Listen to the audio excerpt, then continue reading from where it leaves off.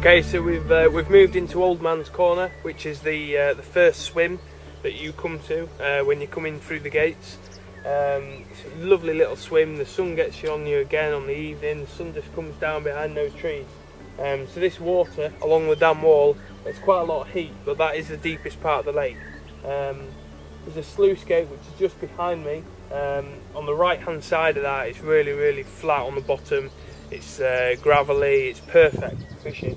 So if you can find that spot, it's quite a big area. It's probably the size of one of these swims. So it's probably about 3 meters by 3 meters. I'm sure you'll catch a fish on there. In fact, anywhere along that dam wall, it's pretty flat and it's very gravelly. It doesn't get silty until you get about probably 30 yards off that bank. It starts to get silty in this open water here. So working our way along that dam wall, you can probably maybe make out the boathouse swim, which is just up there. In front of that, about 15 yards out, there's a really good spot there. Obviously you wouldn't be able to fish it while you're over there because you'd just spook the fish all the time, so you'd have to fish it from here.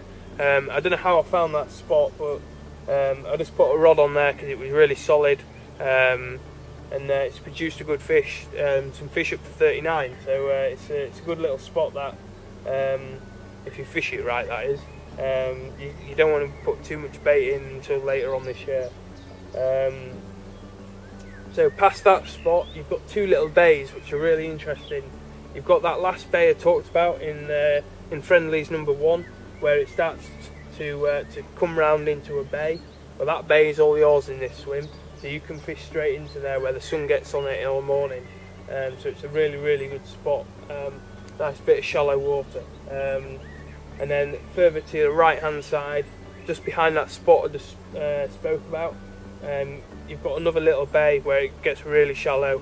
But where those two bays come out like a horseshoe, in the middle you've got a little point where this tree's fallen down. If you try and fish at the bottom of that tree, there's quite a lot of fish coming up at the moment around there, so you should be able to find a little spot around there to try. You've got a marker to your left hand side as well.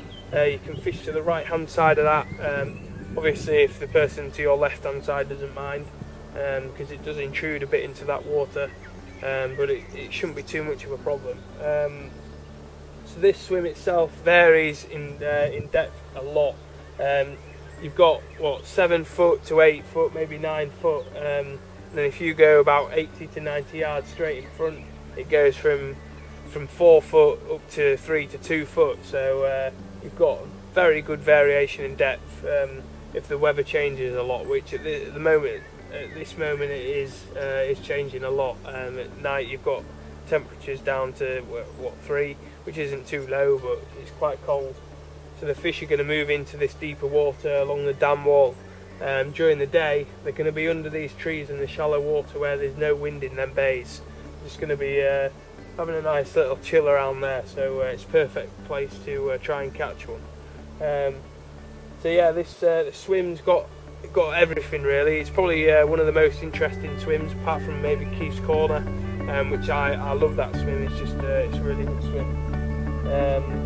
So yeah, it's a good little swim. We'll move on round to the boathouse. It's got a few interesting features, different point of angle.